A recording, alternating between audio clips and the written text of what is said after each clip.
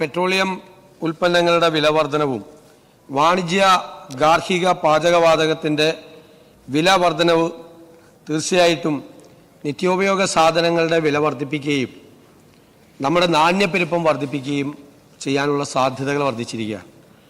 നമുക്കറിയാം, ഗൾഫ് യുദ്ധത്തിൻ്റെ കൂടെ പശ്ചാത്തലത്തിലാണ് കേന്ദ്ര ഗവൺമെൻറ് നിരന്തരമായി ഈ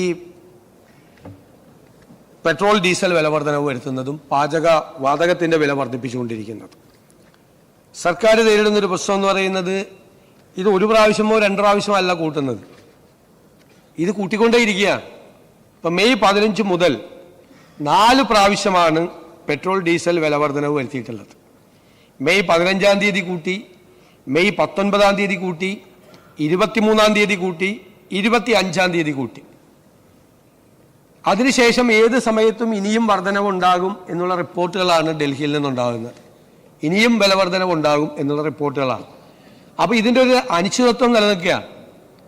ഓരോ പ്രാവശ്യം കൂട്ടുമ്പോൾ, മെയ് 15 കൂട്ടുമ്പോൾ ഇതിന് എത്ര ടാക്സ് നമുക്ക് കൂടുതൽ കിട്ടും, എന്താണ് ഇതിൻ്റെ സോഷ്യൽ ഇമ്പാക്റ്റ്, ഇക്കണോമിക് ഇമ്പാക്റ്റ് എന്താണ് എന്ന് നമ്മൾ പരിശോധിക്കുമ്പോഴേക്കും പിറ്റേ ദിവസം അല്ലെങ്കിൽ 2 ദിവസം കഴിയുമ്പോൾ വീണ്ടും ഇതിൻ്റെ വില വർദ്ധിപ്പിക്കുകയാണ്.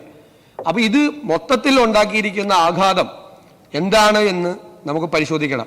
പരിശോധിച്ചിട്ടാണ് സർക്കാർ ഇക്കാര്യത്തിൽ നടപടികൾ സ്വീകരിക്കുന്നത്.